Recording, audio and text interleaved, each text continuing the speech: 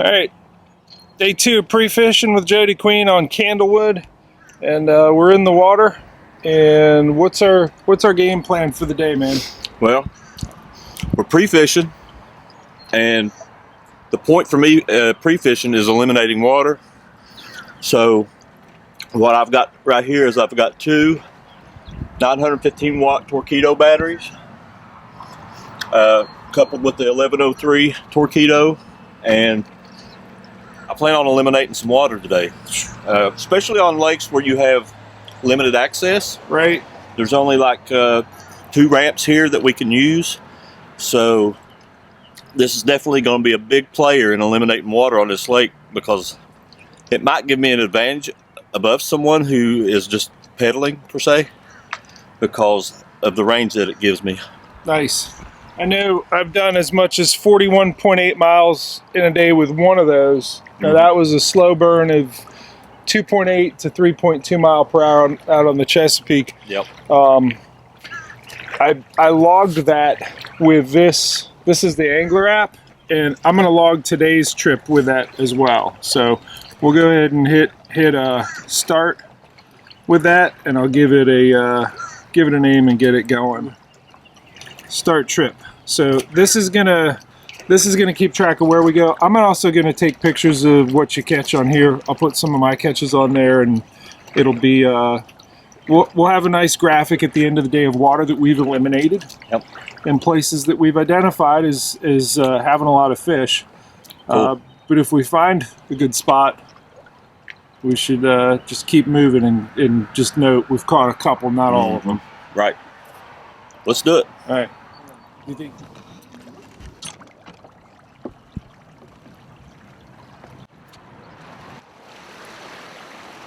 Oh yeah! Nice.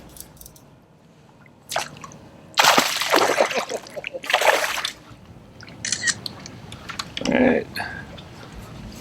Get him back in. Got him on the angler tracker. See you, guy. So you can see we're on a big hump out here in the middle of the lake, and this is the shallowest part. And I'm going through and I'm looking down, and I've seen 3 or 4 nests in here, but every one of them's been empty. There's no bluegill around them. There's nothing. There's no reason for anything to be guarding them. So I think I'm going to move on. Just call this place eliminated. Oh, Steve.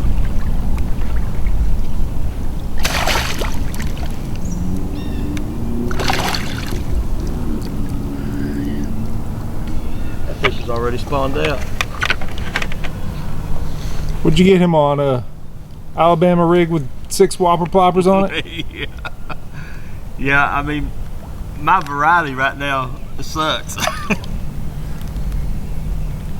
Well, you got your pattern, and I think that I mean, I have proven that this, for whatever reason, works better than even another Mac Fatty on a Texas rig. The Texas rig isn't working. You know?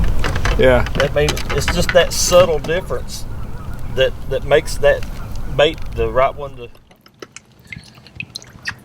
Nice one, man. So what's our next play? Let him go, and we'll talk about what you really need to accomplish here today. Gone. So, I mean, you've got pattern. Now you just need to, like you said, eliminate water. Yeah. We've tried, go through what we've tried in this first, hour and a half that we've been out here. Yeah. That has not worked. Well, I mean, we started out in the beginning, we found a large hump that was surrounded by grass and rock, and 4 to 6 foot deep, a lot of it, and I threw chatterbaits, threw crankbaits. I did a spinnerbait. You did a spinnerbait. I did a little Z-Man diesel minnow. And so I don't know. Little cranks. Yeah, I mean, a lot of yellow other perch than the crankbait, I think the crankbait might be an option. I think yesterday, when the wind was blowing, they were chewing it. Yep. But I throw the chatterbait. I threw a shallow running chatterbait. I tied on a 3/4 ounce chatterbait, and I threw it for a little bit. I have literally drugged the same bait on a different rig, which this is the Texas rig, McFaddy, and you would think it's the same exact color. And I just drug it all through that back there and never got a bite. And the first cast I picked up that shaky head, boom, 18 and a half. There's something about the way that worm reacts being on that shaky head. What you need to do, is to find a concentration of the right. I mean, you just pulled them out of that log right behind you, right? Yeah. Okay. Out of here? That's right there. Yeah. But that's because we're on a bank that is, there's no houses on this bank. It's also steep, and that's the only steep. One of the few spots where you can see that there's blue.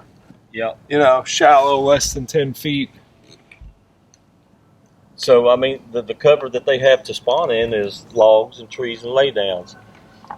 Where we're fishing, even on the other side of the lake over there, there's docks and those little break walls that come out. They're a lot easier to get to, and a lot easier to fish in this stuff, and I'm catching just as big a fish on them. So, I mean, it wouldn't bother me a bit to just find a big long stretch of docks and just start fishing them. The only problem is, they tend to get more pressured than other places. Yeah. But I think I'm just going to continue down this bank and see what I see and drop some waypoints. And I thought about maybe just going and trying to find nothing but smallmouth, just to see what they're doing, because we really haven't explored that a whole lot. Yeah. So, and that might bring another bait into play. Okay. I don't know. We'll see. We're going to make a run. It's going to be probably a couple miles to these small cluster islands here. There's a lot of blue around them, which means they have the areas that we're looking for. That's where we've been catching our fish, and it's got a little cove right here.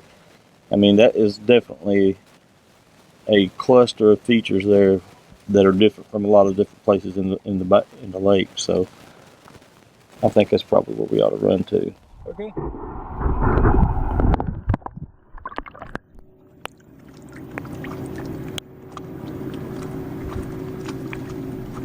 So the efficiency of this motor is such that when I'm pushing 283 watts right here, I'm doing 4.6 miles per hour.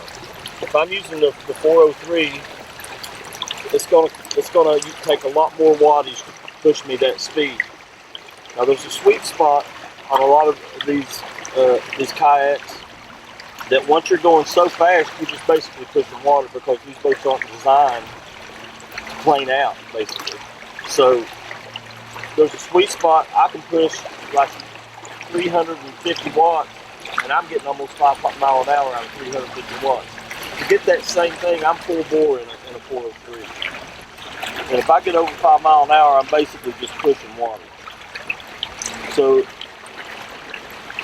you can be very efficient with these at lower wattages without, cramming it down and using all 1100 watts of your power. You'd still be traveling at a great speed without using all the power that you have at your hand.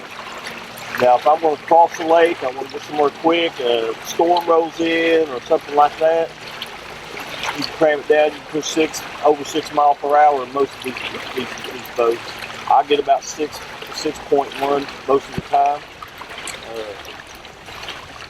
It's there if you need it, but the efficiency of the motor itself is what really gives you a good full day on the water and still be able to travel at a great speed.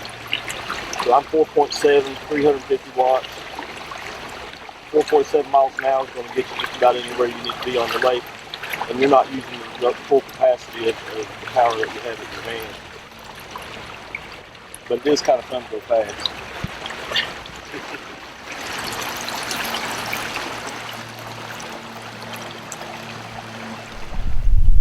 Jody got like a 15-inch smallmouth in here and kind of drifted over one.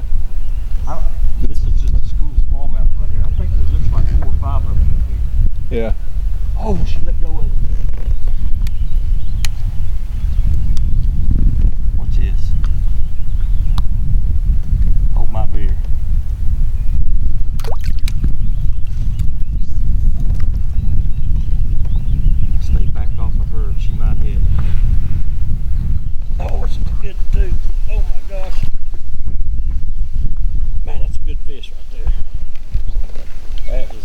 smallmouth. That is a big smallmouth. There's another one just like her over there. I'm not going to mess with the note. Oh, man, that's a big smallmouth.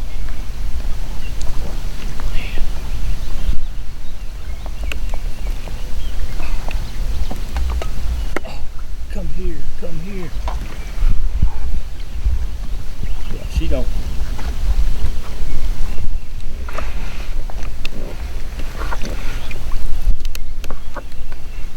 Come on now. Alright, she's about done.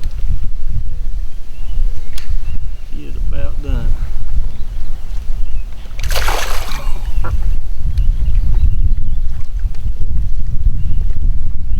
Come here, come here. I'll put you right back.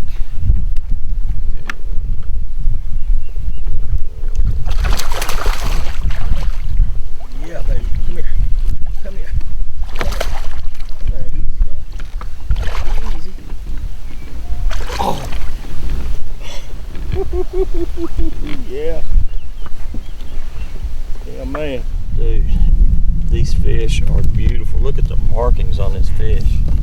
They're gorgeous. Let me try to get situated here, and I'm going to turn her loose. And she's got a nest right there, and she'll go right back to it. Right back to it. I'm telling you what now. Them shaky heads, they hook me in a tough part. Let's get a quick measurement on her, and then I'm going to get her back in the water. This fish looks like she's already laid. She's just guarding that nest. We'll wet that board down because when it lays in the sun it gets kind of hot. Oh man. Let's see what she looks like.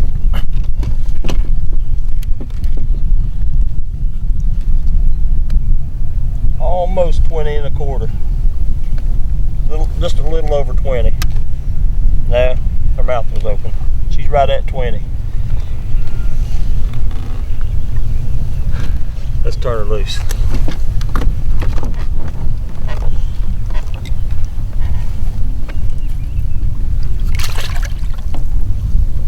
Bye, darling.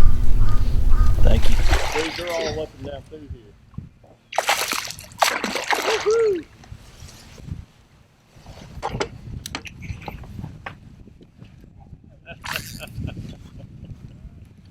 I'll loosen the drag on this one. Look here, this is another spot where this deeper water comes in right here. Dude, they're all... Wow. Chunker, man. Woo! Another nice one. We got to leave this area alone so Jody can catch them on tournament day.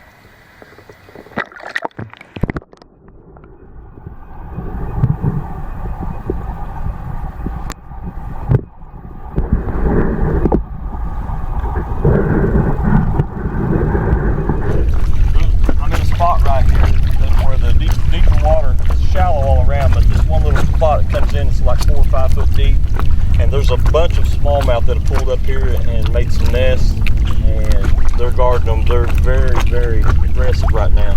So I'm going to leave this area alone. I'm going to set a couple waypoints here where I think that, I'm going to float over the nest, set the waypoints, then I'm just going to back out and leave this area and go look for another area that replicates this and see if we can't find some more. We're here. We're right there. And you can see where I dropped my waypoints here.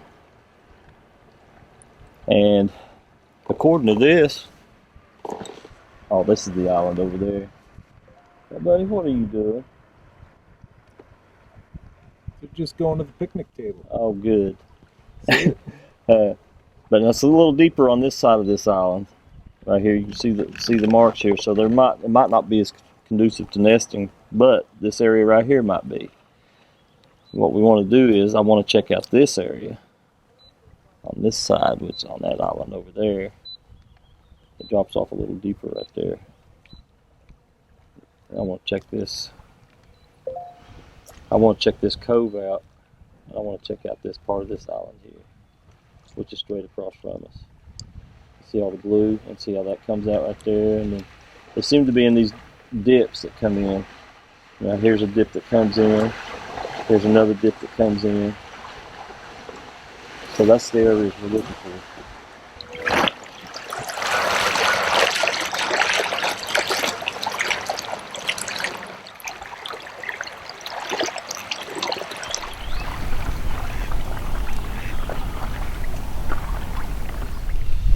That was a classic smallmouth nest. It was set in sand and pea gravel, and it was nice and round and the perfect size, and there just wasn't nothing on it. So these fish some have already done what they're supposed to do, and some are still up. And it's just, you got to find those areas where they're still up.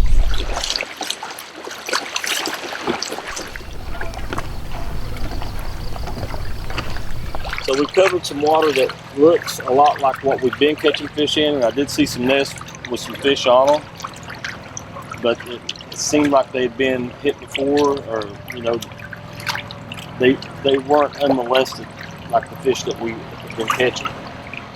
So we've eliminated probably, I don't know, that stretch is probably half a mile of water. I don't have to go back to that because I know what's there, and I mean, so eliminating those big long sections of water saves you so much time. Advantage Corquito. I mean, you just couldn't do that with anything else. It'd take you days and days and days to cover the water we've already covered. But we have found some fish, and fish that are active and aggressively guarding nests, and those fish just weren't. So we're going to skip it. We're going to move to a different area that looks like areas that we caught fish in earlier. So that's how you eliminate water.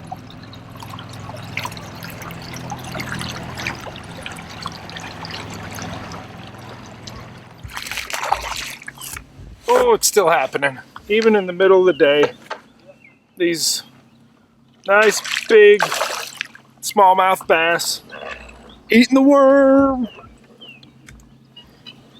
Eating the worm. You gotta jiggle it though. You gotta go jiggle, jiggle, jiggle, jiggle. Get in the net. I was just gonna lip you, but no. You're like, I'm gonna keep running away from you. Oh, beautiful smallmouth bass.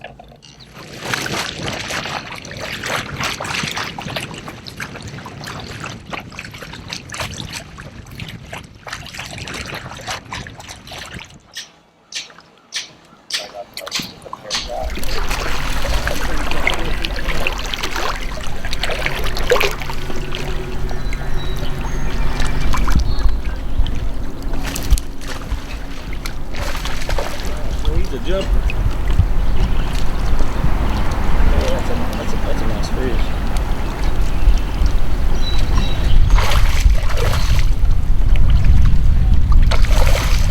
Easy now. Easy now. Come on.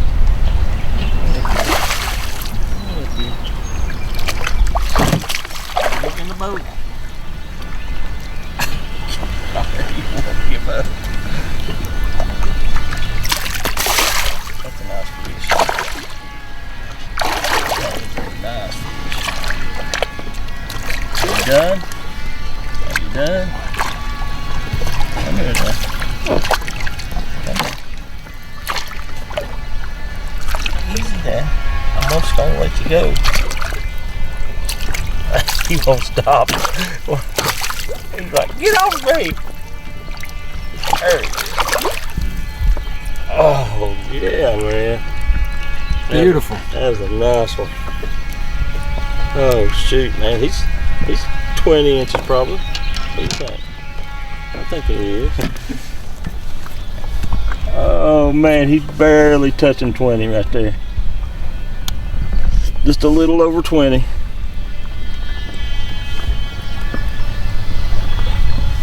Nice. Beautiful. Beautiful. Beautiful, beautiful 20-inch smallmouth. 20 inches. Just a little bit over.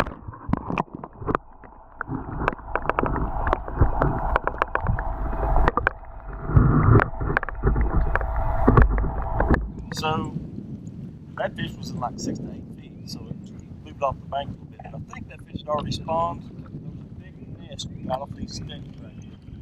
And I just made a comment, man, there's a big nest right there, but there's nothing on it. And I threw that up on the corner of that dock right there, brought it off about 5 or 6 feet. It's about 6 to 8 feet of water. And that fish smashed it. I catch it right there. Just let it set.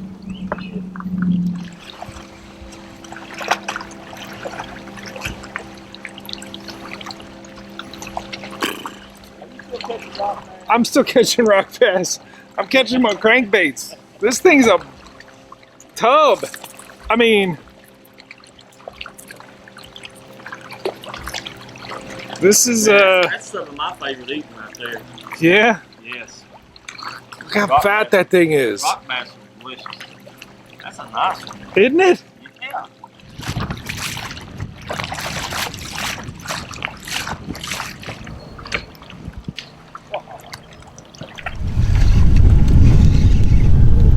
Oh, I set the hook on that and it didn't move. So we're out on these islands. Good jump. And there are these sandbars that kind of go in between the two.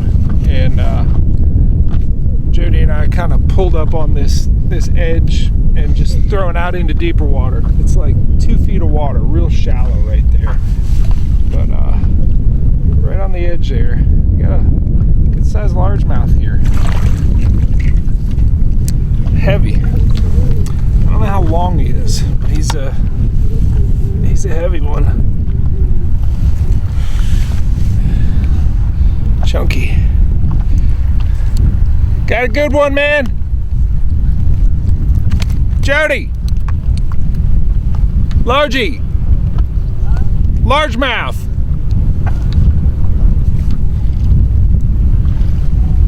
Beauty. But yeah, I mean, it was. You can see. You might have seen the hazard buoy behind me, showing just showing that it's too shallow for a lot of these power boaters zooming around here to to come through that area.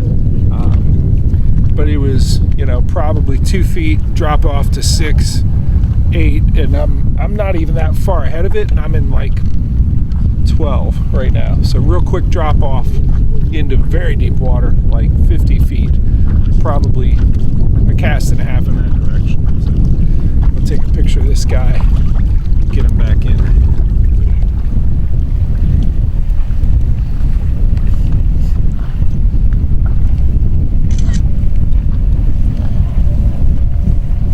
Alright, say bye-bye.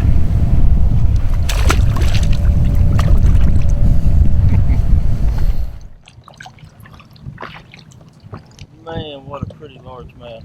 It says he's not 19, right on the nose. And you said that if this was tournament day, that would call a 16. Okay, so what do you think your numbers are? That'll take me up 3 inches, so I'm sitting at 95. 95 inches. 95 inches, and it's what, 130? Yeah. It's a heck of a lake. Man, beautiful.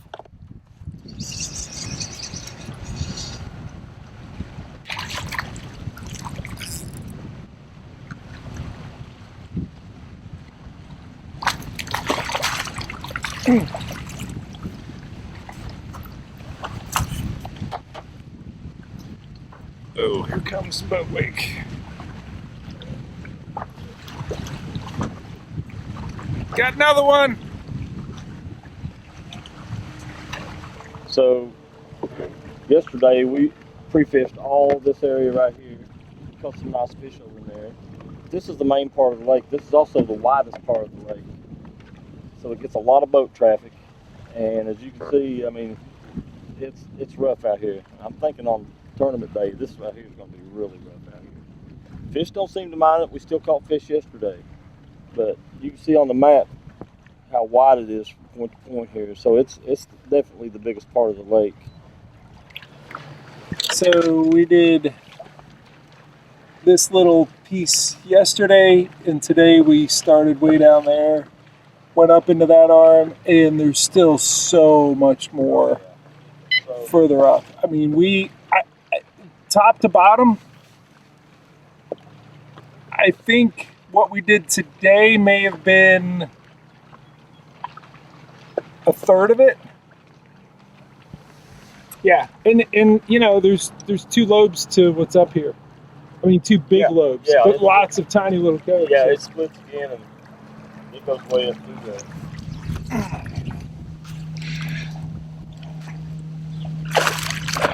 That's a good one. So we stopped. He saw a lane where there was a lot of blue on the way back, and just pointed it out. A lot of, you know, under 10-foot water with docks, and said, yeah, let's give it a shot. It's in the, I'd say, in the hub of, you know, within the range with the launch he wants to use. So it's another, I don't know, 17.5, maybe 18-inch fish. Getting them. So what we're finding out on our charts is that most of the places where I'm dropping pins and we're catching fish, they're shaded in blue on our charts, which represents a shallower area, like, you know, less than 10 feet. So we were in an area yesterday that we didn't really get to explore that much, and there's a lot of blue in that area. We did catch a couple fish in there, so what we're going to do, we're going to make a run back there. It's about a 2-mile run, and we're going to check that area, try to dial it in a little bit more, see if there's any more fish in there, and check it out. So that's what we're doing now. Let's go get something.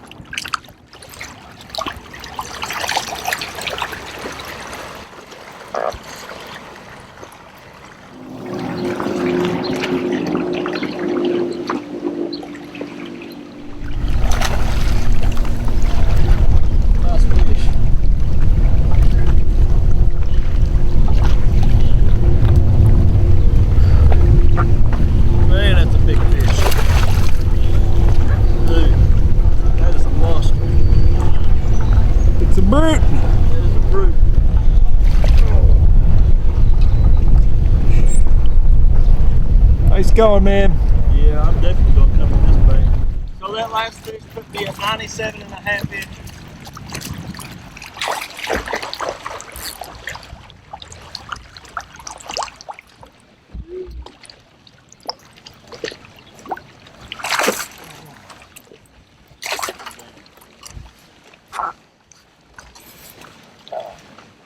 They keep coming, man.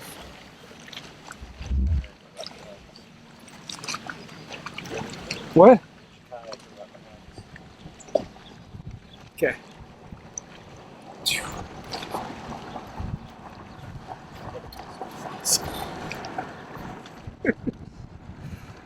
Yeah, that happens.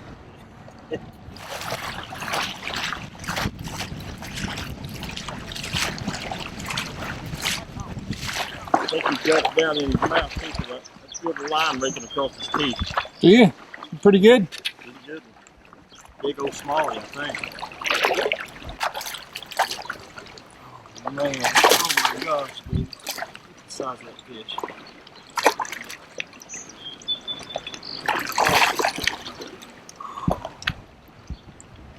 Now that's a smallie.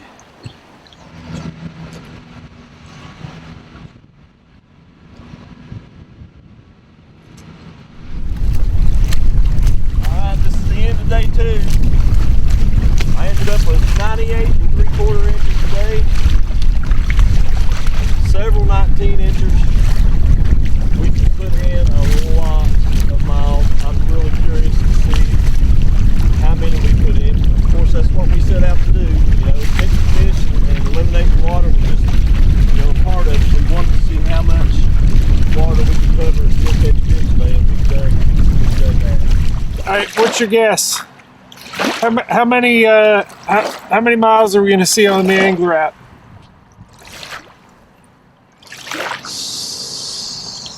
17. 17. I think it's 23 and a half. Oh man. Come here. Let's look at it. So we hit end.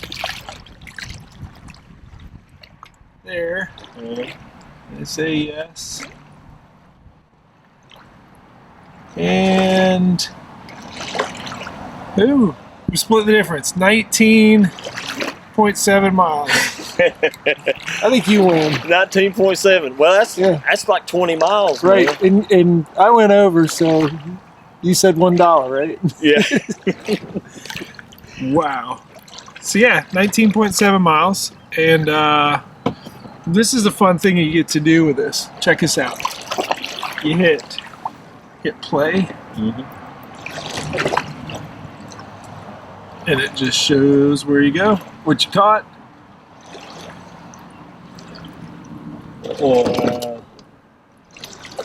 That's pretty cool.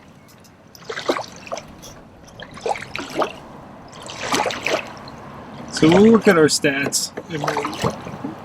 Yeah. It's kind of a fun thing That's, to yeah, to I keep mean, I track could see of that, yeah. And then you can put it on there. Good Lord, dude, we caught a bunch of fish. You know? Yep. That's awesome. Yeah. Somewhere there's the rock bass. Yeah. Rocky Balboa. So, yeah, we'll put all the stats together and just use this as sort of a basis for looking at the types of areas where we caught fish. I think that's something that'll help you with patterns, and maybe if you go to a different area of the lake and trying to find similar spots to what was productive, and but I mean, that's, if you look at this, this is compilation of data. Yeah, this is, and I can't zoom out, but there. I mean, we covered half the length of the map, of a little more than half. Yeah, that's covering short. We probably covered 60% from top to bottom. So yeah, it's a good day. It's a good day. You said 90. 98 3/4. Wow. Hope you can do it this weekend. Yep. Both days. Yeah.